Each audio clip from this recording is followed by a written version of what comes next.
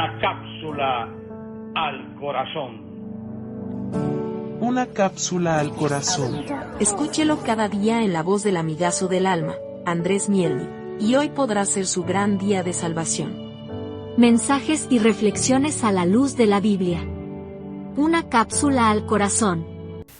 Muy buenos días, mis amigazos del alma. Les habla Andrés Mielnik. Hoy quiero resaltar un problema gigante que se ha metido dentro de las iglesias cristianas, y es el fracaso moral. Hay iglesias que no le dan atención a esta parte de los problemas morales, que son los problemas de índole sexual. ¿Cuánto se sufre cuando los miembros de la iglesia no entienden esto y apoyan a miembros que saben que están en pecado o que han cometido pecado, y ellos le apoyan? Y eso, señoras y señores, está muy mal ante los ojos de Dios. Los problemas sexuales estaban envueltos en la iglesia primitiva. En el libro de los Hechos, en 1 Corintios capítulo 5, Pablo está luchando contra un tipo que dormía con su madrastra. Y los líderes de la congregación lo acariciaban, lo mimaban, y era miembro activo de la iglesia.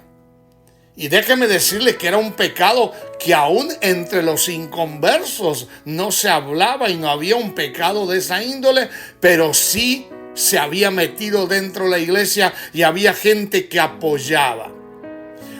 Cuando alguien comete un pecado, hay que llamarle que es pecado, no un desliz, no un error,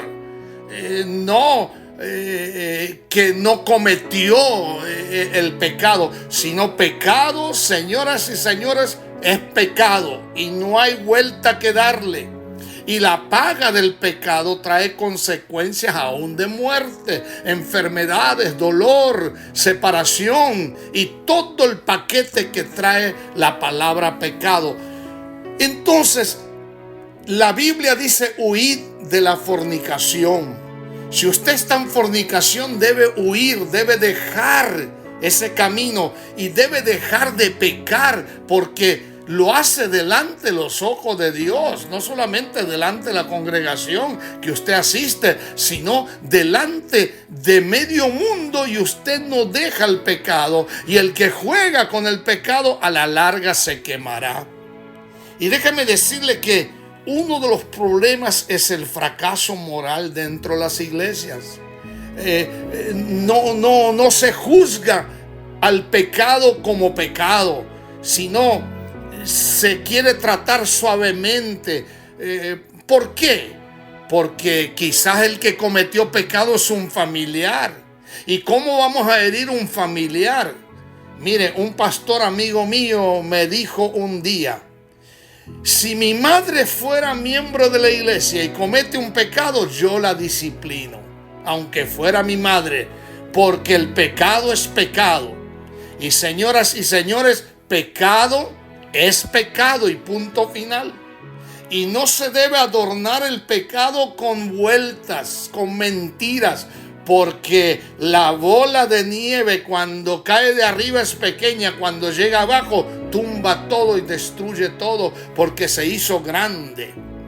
Y si aprendemos a valorar la santidad de Dios dentro de la iglesia, y condenaríamos más al pecado y amaríamos al pecador, la cosa cambiaría. El problema es que hay gente que defiende al pecador y al pecado y dice: total, no va a pasar nada, pastor, en la iglesia con esto, vamos a cubrirlo solamente con un grupito pequeño. Oh, yo quiero decirle que la iglesia es el cuerpo de Cristo, y la iglesia es digna de saber todo lo que pasa dentro de sus filas. ¿Y cuántos pastores sufren y sufrimos por causa de la inmoralidad de los miembros. Y ojalá que el Señor nos ayude. Pablo dice: quitad a tal perverso de ustedes en 1 Corintios 5, porque ustedes los líderes estáis envanecidos. Ustedes están apoyando a él cuando él está durmiendo con su propia madrastra. Ni el padre del muchacho lo quería corregir. Eso es señal que queremos tapar el pecado con una cosa pequeña cuando se alumbra toda la luz del pecado. Y déjeme decirle que el pecado te hará daño, el pecado te separará de Dios, el pecado te traerá muerte, sin sabor, no serás feliz nunca, nunca, al menos que confieses y dejes el pecado y nunca más vuelvas a hacerlo.